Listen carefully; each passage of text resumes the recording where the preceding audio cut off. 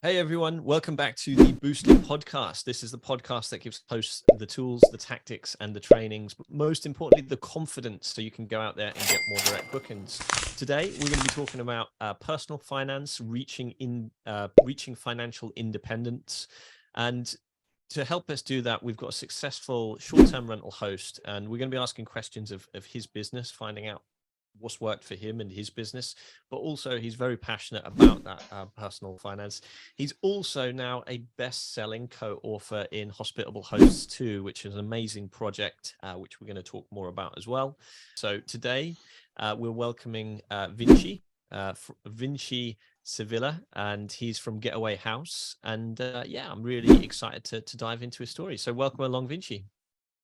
Hey Liam, thanks for having me. Really excited to be here. Yeah, looking forward to it, man. Well, me too. Let's get started. Can you introduce yourself? Tell us a bit about where your business is based, and I guess who it is that you host and why. Oh, absolutely. So I'm over here. I currently live out here in Southern California. Father of a 1-year-old, our first, and husband. And I actually am currently still working a full-time job, while my wife and I build this, short-term rental, um, technology-driven company that we have. Getaway House is the name of our company, and we currently specialize in luxury short-term rentals around the nation here in the U.S. We're currently in 4 states, and we currently have 8 properties, closing on 3 more over the next 2 months. So we're really excited about it. Typically, our markets are in vacation markets. So we're talking about out in California, we're in Joshua Tree and Big Bear, California, and in Arizona, we're in Scottsdale, and in Tennessee, we're in the Great Smoky Mountains. And we are also in a new market in West Virginia called the New River Gorge National Park, which is the U.S. Uh, latest and greatest national park. The title of this poem, which you can find on the first page of Hospitable Host 2, is the title is "What's it like then being a hospitable host?" What's it like then, you ask, being a hospitable host? Turning my home into something to boast. A gentle touch, a hammer swung, no detail left undone. A painting here, a mural there, little figurines to fill the air. I open my home and invite them in to enjoy the comfort and beauty within. I strive to make their stay a delight with a clean and cozy space that feels just right. I offer them treats, amenities, and books to read, and make sure they have everything they need. A place to eat, maybe a nice view to sit and idle. Don't fear, our guidebook will be your Bible. I am a host with a passion for sharing the joys of home and the pleasures of caring. I love to see my guests happy and content and leave with memories of a place well spent.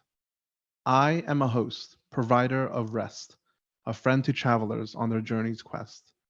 I offer them a home away from home, a haven of peace and a place to roam.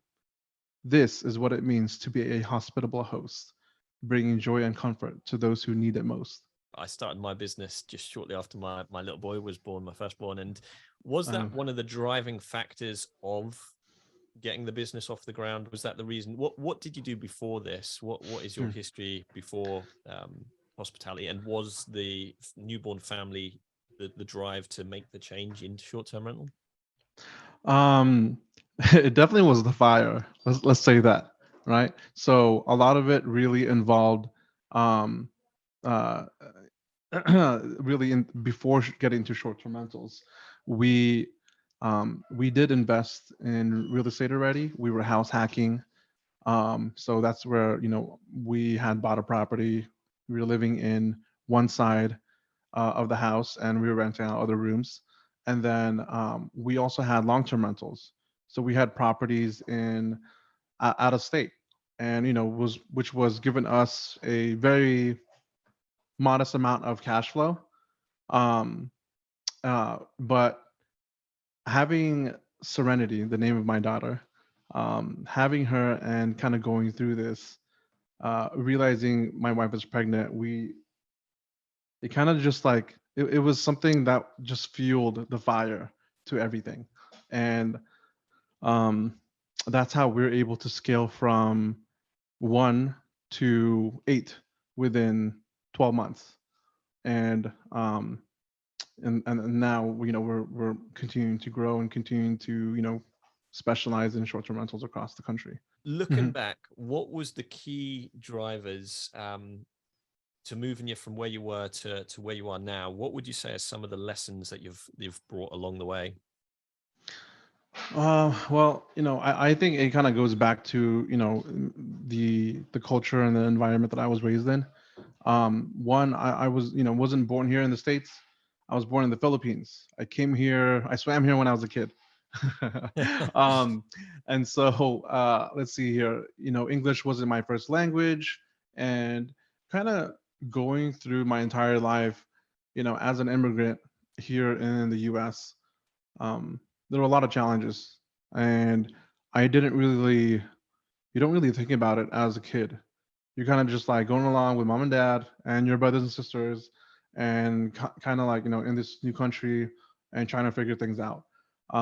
You think that everyone else around you is also in the same position as you, struggling to make ends meet, hustling, working day and night, um, working alongside with my parents also pretty much my entire life, working on really odd businesses, doing different things, and um, all of that kind of like gave me the drive for, I guess, my work ethic, um, and the awareness to really see that, hey, you know what, you don't really need a lot in life to enjoy life and to be with your family, and be present and be grateful and be content.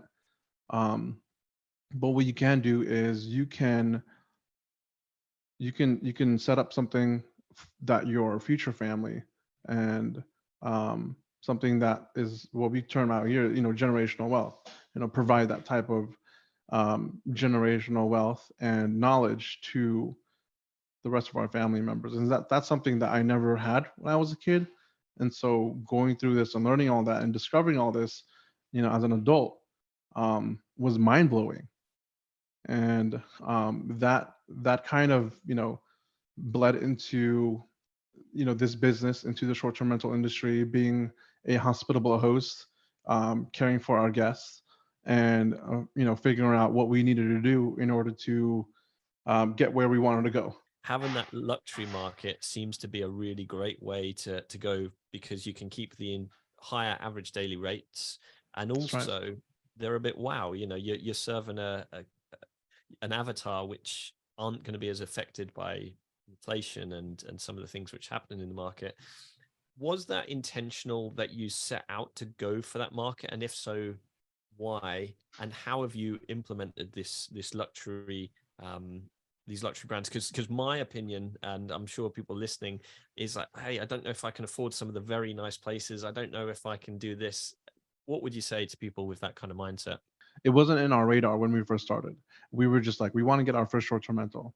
Our first short-term rental happened to be just a podunk, cabin, Hmm. in the Smoky Mountains, but it was near a creek. It was adjacent to a creek.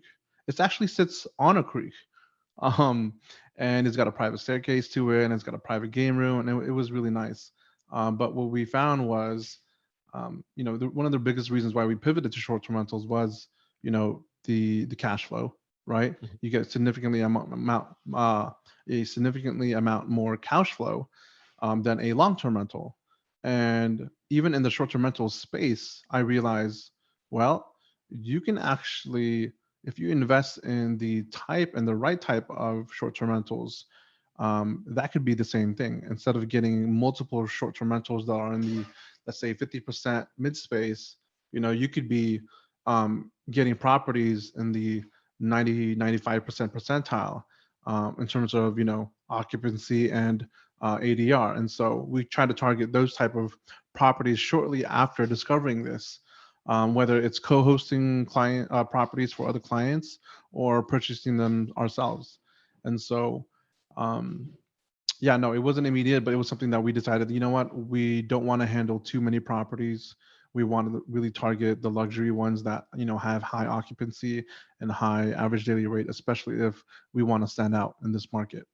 So that was the hopefully that answered your first question.